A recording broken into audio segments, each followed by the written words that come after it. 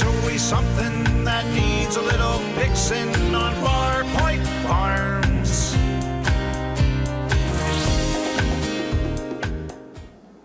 Hey guys, it's Eric, owner of Farpoint Farms here in the mountains, North Carolina. Tonight, tools. Let's do a toolbox tour. What do you say? It's been a long time. Just finishing up work here in the shop tonight, and I wanted to, I was cleaning up, and I was like, you know what, man, I haven't done that since the very first year I was making videos. Did a toolbox tour of this that first year when it was still working for somebody else. So let's do it. What do you say? Obviously, this is here at the house. This is my private shop, and I do a lot of work here, but just for myself now. We'll start all the way up at the top here, and you can see I've got a power pack here and a very cheap, inexpensive computer. This is one of those business computers. And I use that with this monitor. Pick that monitor up for, well, you can see right there, 15 bucks. And that is for working on cars. Right now I've got Vita hooked up because I was just finishing working on a XC90 for a customer. But it also can display the screen off my old OTC Genesis. I use it for updating my Foxwell and my launch tools and Ansel. I mean, you name it. If you have scan tools that are wireless, internet updatable, great. But if not, use it for that. Plus, use it for Identifix, all data, shop key, the works. It's pretty much the works. And I think I said this before in my last video about toolboxes, but it's kind of crazy to think that this is where we're at in society. When I got started in this business, we didn't even have computers. There was no internet, so everything was on printed manuals. And now I can't imagine trying to do my job without access to something like that. So the Hutch, I think I've talked about in other videos, but that's something I made myself. This being a Harbor Freight 56-inch toolbox. They didn't offer a top Hutch, and if you look at Snap-on Hutches and stuff, they usually come up to here, which I think is so stupid because you got to bop your head if you're over 4 foot tall trying to lean in here. Where in this, I can come all the way in. No problems. I mean, I got plenty of room here, way over my head. So I built that, put a little light in there, and that's worked out really well, for 5 years now, or I guess it's been 4 years. It's held up extremely well. And as you can see, I've got peg hooks here, so stuff comes and goes as necessary. On this side, well, on both sides, I've got these power packs and got my little clock radio over here. Got some walkie-talkies here that we use for stuff. This is kind of cool. I picked this up at a yard sale. It's a magnifying glass with a light, and it runs off a USB. So when I need to do some soldering or whatnot, I'll just plug that in and rock and roll with that. Right here, my old Streamlight Stinger. I've got 2 Streamlight Stingers. These have both been upgraded to LEDs with that Terralux kit. Somebody was telling me the other day they didn't think they made that anymore, but man, I've had that tool. I've had that flashlight, I don't know, 12, 13, 14 years. So that's really nice that it's held up. On that side, you can see the other power pack, and there's my little miniature keyboard and mouse. And let's do it. I'm gonna start with the main box, then I'll do the side cabinets. Oh yeah. Okay, so here's our top box. Mostly, well, I wouldn't say mostly, about a 50-50 mix of impact and chrome. We've got our 1/4-inch swivel impact. These are Matco. 3/8 swivel impact. Those are Matco. And then we have Craftsman 1/4-inch short and tall. Those are nice. I've had those for years. Assorted stuff here. Like here's a couple 12 points and triple squared. Not 12 points, but yeah, triple squares. And for doing Volkswagen work, I do some work on Volkswagens, unfortunately. 3/8 stuff. Again, Craftsman, U.S. made from back in the day. That's, all 6-point stuff here. Then in the back row, 6-point. No, I think the back here are 12s. Now there's 6. Okay, make sure that. Yeah, you don't use the craft or the chrome stuff that often anymore. It's all impact. Usually is what I just reach for. But yeah, and you can see there's a couple holes there. Hard to find American-made Craftsman sockets anymore, so I have to kind of keep my eyes out for them. And then of course sorted tools. These are Snap-on. These were a little harder to come by when I bought them. So I went from, everybody starts off in the industry, well, they did when my era, everybody had Craftsman like these, and they had that push button release.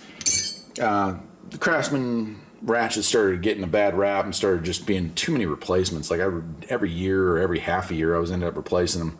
So I bought these, and these were not cheap, but I bought a set of 3 of them, fine-tooth Snap-on, but most of them don't have that release, and so I had a special order mine to have the release on it. But they've held up extremely well. Of course, like anything, they've been rebuilt a few times, but for the most part, they're in good shape. And my original, I got that in 1996, I think it was. Craftsman torque wrench for rebuilding engines. If you watch my Volkswagen series, you know I did that. This tool right here, a couple of weird specialty tools. Hey, does anybody know what that is? That's for taking the nut off of Honda pulleys so you can do timing belts. And this is a weird one. I had a coworker, and that's for that's a pretty cool tool. I'll let somebody in the comment section want to tell me what that is. Oh, kind of says it on the end. Tie rod end tool. Correct. That is correct. That axle, four-wheel drive axle socket, you know, you wouldn't want to put a lot of torque on it. But and then we get into here. We got standard, again, 1/4 inch stuff, but this is standard. 3/8 stuff, standard. Then we got 3/8 impact over here, Craftsman stuff. This is U.S. Craftsman made. Some of the stuff getting some rust on it because I don't use the standard stuff very often. Some spark plug sockets, 1/2 inch though. I don't hardly ever use those either. Then we got 6-point standard 3/4 inch, and then we have our metric standard 3/4 inch, and that's or not metric but impact. So loving it. Yeah, these organizers are awesome too. Oh, this is cool. This is that's also a Craftsman. Right before they really started to go downhill, those are lug nut removal tools. You know, so if you got somebody who doesn't have the key, you can use that to take out a stripped or missing one. Overall, this toolbox has held up incredibly well. And of course, I made a separate video just talking about it in general, but been very pleased with that. So Craftsman standard set of box or combo wrenches. Got some flex head metric. Those are gear wrench. And I've got my Craftsman. Again, this is all US made stuff from back in the day. Line wrenches, standard and metric. Got some stubbies. I've got the rest of these wrenches. I just had them out for something else that they're missing, but little generic stubbies. China made, chrome vanadium, you know. And I got those down there. A couple of larger stuff. Used to work on a lot of AC stuff when I lived in Raleigh, so these bigger ones were great for getting AC lines loose. And then we got Blue Point ratcheting, reversible. And I got those at a pawn shop. They were brand new, $100. I think they're like a $400 set, so that's been really nice to have that. And so you'll notice I don't have combination metric, and that's because I just use these for 99% of the work I do. Next row down, oh yeah, we got our screwdrivers, and it's not as organized as it should be, but drivers, nut drivers there, mostly flathead stuff, Craftsman stuff, mostly Phillips head stuff, but a lot of like oddball stuff in here as well, and some smaller stuff down there. Assortments, got some mirrors, scrapers, pry bars, a lot of magnets. I just picked up some more picks. That's a tool for grabbing stuff, you know, the little, those are important. Got that 4-piece pick set from Craftsman that was going out of business in Tennessee. I've always been a fan of these tools. Down here, this one's kind of fun. So this is all my pliers. Well, not all of them, but most of my pliers. And my wife came out here one day and she needed some pair of pliers for something. And she was like, what in the world? Do you really need all these?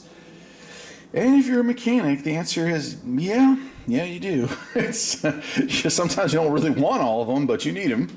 And then we got a seal removal tool, another mirror. This is cool. I made a video of this years ago. That's a belt removal tool. Like you hold the belt and kind of slide it down over stuff. So when you're doing serpentine belts and get down to those areas, grab the belt, slide it. Good tool. I think I got that from Matco. All right, getting down lower here, we started to get into our specialty tools and blow molded stuff. I'm not sure why that's even in here, but that's a pair of bolt cutters. You know, we got a vacuum tool here, and we got our saw here, a couple specialty tools in there. Seal and bearing race install tool. So I just made a video of that when I repacked the bearings. Got a rivet gun. A lot of the Volvo stuff I worked on, they riveted in their windows, so it's nice to use that. Nice file set from Craftsman that I've had for years. It's held up really well. And I got a tap and die set that's metric. And below that, that is that?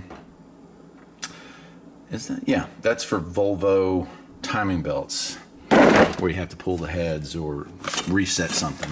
This I picked up. You can kind of see the open box there. Yeah. Fuel injection pump tester. So not a very complete set, not a great set, not like one of those master sets, but it's actually come in really handy over the years. And I think I paid like 12 bucks for it or something like that. Fuel line and transmission line disconnection set. Cobalt, man. It's hard to imagine, but Cobalt for a while really got into automotive tools. And I also have an O2 sensor socket kit from them as well. All right, and then we have this oil filter socket sets. And we'll go down again. All right. Harbor Freight, U.S. General coolant pressure testing kit. That's been great. I got that for $5 at a flea market years ago. There's nothing that's changed about that kit in all the years that they've been out, and it's like an $85 kit, so I've used the heck out of that thing. Below that, for taking water pumps off or fans off of like GM products, some Ford stuff. There's a little Sears vacuum gauge down there. This is one of the disappointments I've had. That there, I've used it a few times and it will work. Get close to that. But it's a crank seal removal and install tool. It's great for installing. The removal stuff was garbage. And you know, some cars have really soft material so you can scratch a cam or scratch the area around it real easy. So I bought that to try to help that not happen. And it really kind of sucks for that. In fact, the tool broke twice already, so I just kind of use it for the install part. A universal pulley holder, timing belts, braking gears loose, stuff like that. What is that? Yeah, that is spring compressor, old school spring compressor for doing struts. We got our Harbor Freight heat gun there for shrink wrapping stuff. This is a block tester. And if I'm getting that out, you're in trouble. An easy out kit. This is another easy out bolt removal type kit from, again, Craftsman. They used to make some great stuff. Got some assorted little, clamps for gluing stuff back together when the inevitable happens. A inner tie rod tool. That's a really good tool.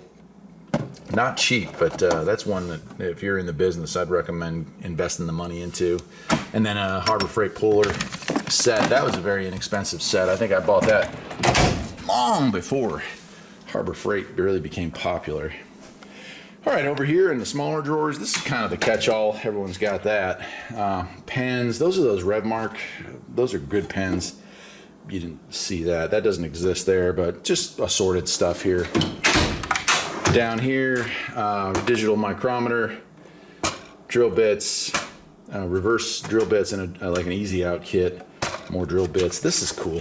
I haven't seen these in a long time because people just don't do this kind of work really. But little numbered tape. I think I have another one laying around here with colors that if you're going to do a job that either has a ton of wires or a ton of vacuum lines, these things will save you know what. Doing an engine job on like an 88 model Honda. 375 vacuum lines later. Yeah. Here we go. It's kind of another catch-all. Got some JB welds, some plugs, like spare fuses. This is a terminal kit, releasing terminals. Oh, there's the other one right there. That's the colored one there. Some O-rings for AC work, a couple of airline fittings. These are for back probing wires, right? Which happens more often than you can imagine. Down here, digital multimeter, wiring, amp clamp. There's even a fluke. Where's my fluke? I must have missed it. For doing temperature checks, and another drill set there. A couple of mix match stuff. There's some tire plugs. Last drawer, I won't even open it, but it's like manuals and stuff like that. It's just kind of there.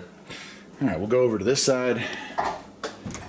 Open her up there and hopefully you can see inside. Up top here, battery related stuff. That's a battery tester. There's a battery minder back there. Back there, that's a gift from Dallas Rife, man. That was a wheel bearing packer. I haven't even had a chance to use it yet, but he watched my video on manually repacking tapered wheel bearings and he felt so bad for me. He figured he'd buy me one of those and make life a little easier.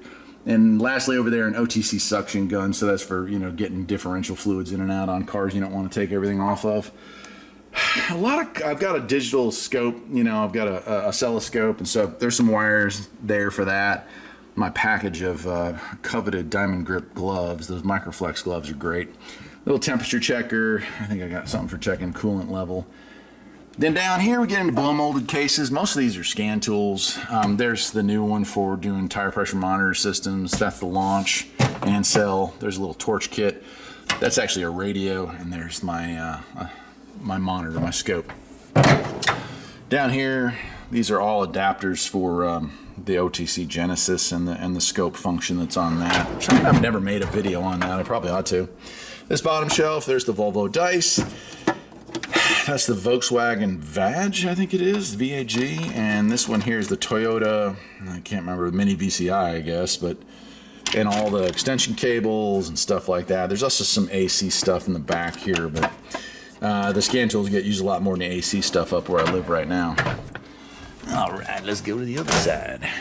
Hope you guys are enjoying this. Up on top here, got a fan for those hot days, and some Ryobi tools, an impact, and a drill.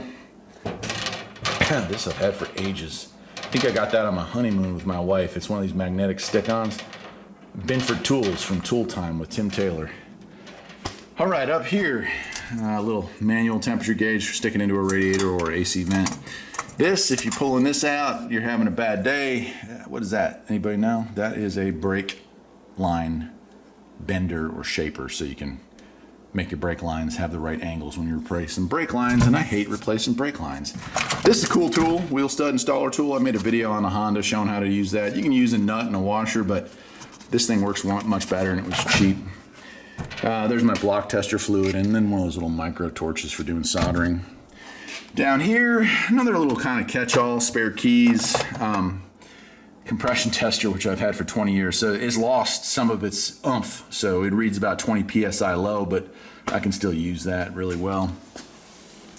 Oh boy, down here we got a timing light. You guys remember what those were? And then we have an airlift. That right there is an airlift. That's for sucking the vacuum on a cooling system, so you don't have to burp it after you're done. Really nice. That's a soldering iron kit. I don't know, which one is this? Oh, the gear wrench. This is for putting on serpentine. Guess I haven't put one of those on in a while. That's also like a reservoir, a cooling funnel for cooling systems. Very good. There's the other Cobalt. That's, like I said, that's for like O2 sensors and things like that to install. And I don't remember what this is. Oh, okay. For power steering pump install tool, like for the pulleys. And then there's a DeWalt kit there that has like different bits and drivers and such. Lots of chisels, attachments for the vacuum, and a timing belt book, which is quite dated now, but is very helpful for working on the classic cars, you know, routing and intervals and stuff like that. And lastly, down here, a whole bunch of catch-all again. Big old puller there, more vacuum attachments. That is cool. That's a Blue Point. It's a vacuum, but it's air-operated vacuum. And so it's great for getting like rat's nests and stuff out when you open up a air box to replace an air filter and you see something's built a nest in there. And then down to bottom there, it's hard to see, but more AC injector equipment and tracer die and stuff like that. Again, that's all kind of gotten pushed down to the bottom because I don't do a lot of AC work anymore.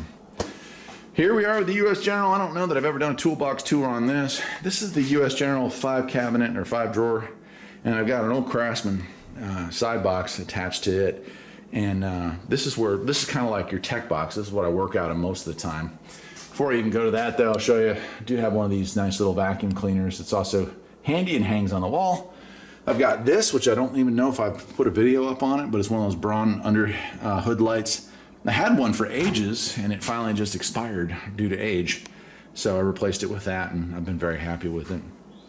All right, so this metric 3/8 impact, metric 1/4 inch impact, and then over here axle size sockets or large sockets, and over here impact swivels. Not a full set anymore, but the ones that I use all the time. A couple of pry bars round out the top here, a little dirty in there, and a couple of magnet trays for when I need that. Drills and drill bits and such, right? All right, let's move down to this one. Torx screwdrivers, a couple of smaller screwdrivers, you know, little smaller plier sets, and a nylon brush for cleaning throttle bores. This side, oh yeah, air tools. Got a adjustable, reversible air drill, 3/8 ratchet. That's from Northern, I think. I bought that years ago. There's a Harbor Freight 1/4 inch. This is wheel, it'll get you. And then this one is also, that's for getting gaskets off and stuff like that. And a little air tool back there, just for blowing. On this side, oil change, leverage. Another light here, a couple of fittings. Oh, these are great if you don't have those. You get in a car and the hydraulic shocks to hold the hood up are no good. You can use that to hold things in place. Oh yeah. That's a specialty tool for working on my well. It used to just be an air tool. And there's a couple of 1/2-inch extensions, a couple of different oil change adapters, and these babies. You're not a real man unless you have compressed a strut with one of these. And this one here has got some many years on it. So yeah, back in the good old days before OSHA. And lastly, down here, got an impact driver set, a brake caliper compressor tool. These are great. Cobalt 3/8, Cobalt 1/2-inch, and my old Aircat. Those are great air tools for doing heavy duty work. And a little air powered saw. I'm not too impressed with that one. Nice map powered torch, another extension bar, and a breaker bar hiding out down there. Below, I've got a couple of those pig mats. I don't know if y'all are familiar with those, but they're good for soaking up stuff without putting kitty litter down. And then a couple of like fender covers, that kind of stuff living down there. All right, we're getting down to it now. Torque sticks for tightening wheels, and there we got an air chisel. That's always a noisy event. And we got our little, that's Harbor Freight, I'm pretty sure. We got our little tire inflator tool. And then we got a lot of hammers, right? Big dead blow, small dead blow, claw hammer. There's a couple extra blades over there. More hammers, that's a sledge. That's a framing one that just ended up in here. Oh yeah, man, I've had this since I was in high school. It's a throwing star, but it's made out of like foam, so you can bust your friends when you were in school. Hey, look at that, more hammers. A brass hammer, which misplaced for years and finally showed back up. A rubber mallet, and that's like a masonry hammer, but still works pretty good. And an O-ring kit and some leftover chisels and punches, and that, my friends, is it. I won't open the bottom one, but again, that's like all my rags, cloth rags, and cleaning supplies down there for if I have a mistake with a customer car. So there you go. I hope I didn't rush through that too fast, and I hope it didn't take too long. But it's my kit. It's my house. This is it. I worked professionally with these tools for almost 30 years now. Isn't that crazy to think? And now I'm doing it right here at home, working on people's cars. Got my Harbor Freight lift here, which is also holding up. I'll be making a video on that shortly. 3 years, coming up on 3 years in a month, so I'll be making a video on that, talking about it. You can see the controls tucked away in the corner. And of course, if you look over here in the side, you can see all my chemicals down there. And then I'm going to make a video on that. I never made one, it was new, but that's a 1.5 years old and it hasn't held up all that great, but that's one of those Harbor Freight oil change buckets. So there we go, my friends. There is your Toolbox tour in 2021. Take care.